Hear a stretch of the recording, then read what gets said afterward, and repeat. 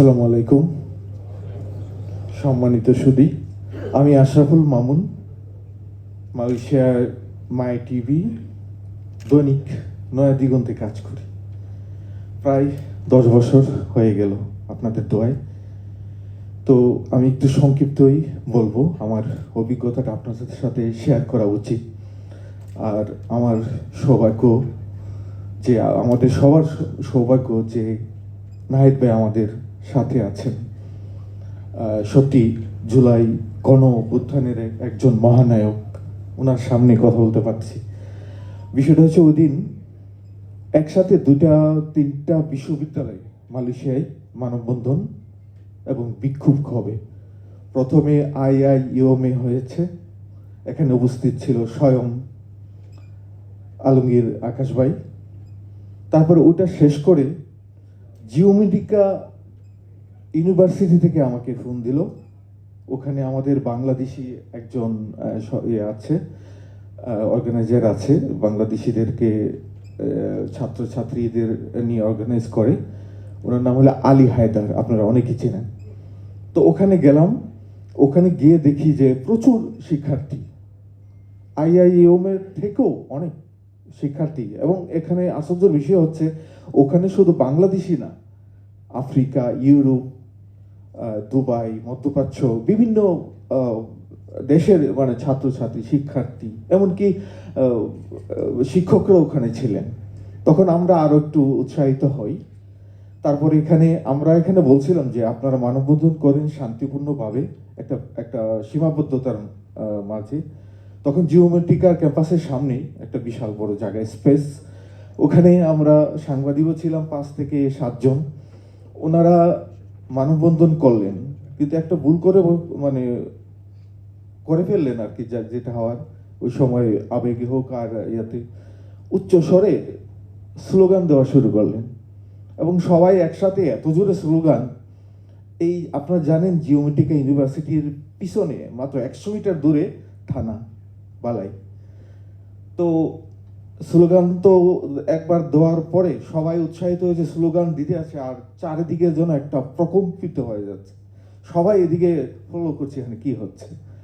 তারপর যখন স্লোগান শেষ, সবার বক্তব্য নিলাম, ইন্টারভিউ নিলাম।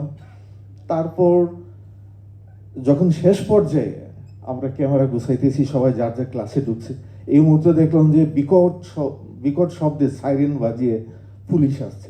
পুলিশ এসে দৌড়ে এসে তখন এই জিওমেট্রিকার সামনেই তখন আমাকে প্রথম পেল। আমি আমার ক্যামেরা, ট্রাইপড এগুলো গুছাইতেছি।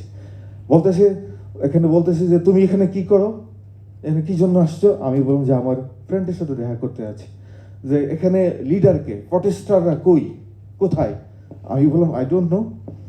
এখানে প্রটেস্টারদের লিডার কোথায়? লিডারে আমার দরকার, পুলিশও বলতেছে।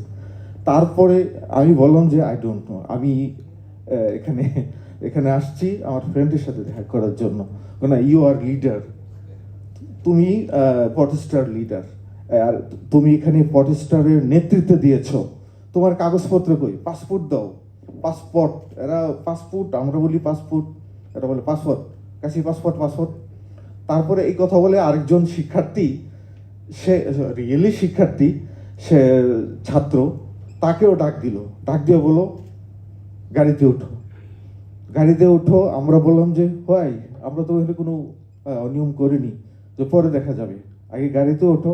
এ কথা বলার পরে ওই জিওমেট্রিকা ইউনিভার্সিটির আন্তর্জাতিক বিষয়ক একজন হয়তো হবে, প্রফেসর বা এরকম কিছু হবে, উনি সামনে এসে বললেন এরা তো আমাদের লোক, আর এরা এমন কিছু করেনি, এখানে অনুমতি যা করছে অনুমতি সাপেক্ষে।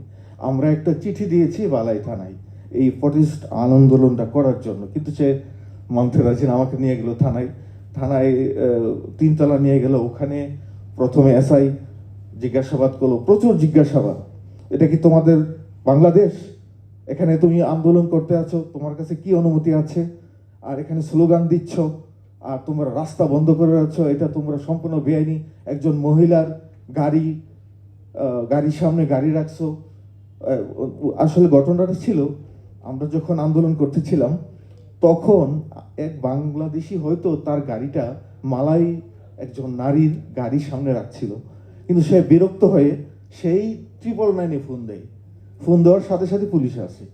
আইসা তখন ওই যে গাড়ির সমস্যা সমাধান না করে আমাদেরকে আগে ইয়ে করে, তারপর মাঝখানে অনেক কথা, আমাদেরকে 3-4 জন প্রশ্ন করতে করতে একবারে ঝালাপালা করে ফেলেছে। কিন্তু আমি স্ট্রং ছিলাম, আমার সাথে যে ছিল সেও স্ট্রং ছিল, যার কারণে কোনো ক্লুই আমার কাছ থেকে বা আমার যে একজন মানে শিক্ষার্থী ছিল তার কাছ থেকে উদ্ধার করতে পারেনি। আধা ঘন্টা জিজ্ঞাসা করার পর একজন নারী এসআই আমার সাথের ছাত্রটাকে জিজ্ঞেস করলো, তুমি মালয়েশিয়াতে কত বছর? এত বছর। কি করছো? কোন কোর্সে করছো এটা? এখানে কি কি তুমি প্রেম করো? হ্যাঁ করি। কার সাথে? একটা মালয়েশিয়ান একটা নারীর সাথে। বাড়ি কোথায়, মানে বাসা কোথায়? এই যে কাম্পুং বারু। যখন এই কথা বলা শুরু করছে তা আমি বললাম যে এবার হয়তো তারা একটু রোমান্টিকতার দিকে যেহেতু গেছে, তাহলে তারা একটু নরম হয়েছে, ছেড়ে দেবে। তারপর আমাদেরকে ভয় দেখালো যে এবার তোমাদেরকে ছাড়া হবে না, তোমাদেরকে কোথায় রাখবো বলো, এসি রুমে না ভয়ঙ্কর কোনো জায়গাতে? এটা বলার পর আছে তারপরে চা খেতে দিল, তখন বুঝলাম যে আরো বিষয়টা আরো হালকা হয়ে গেল।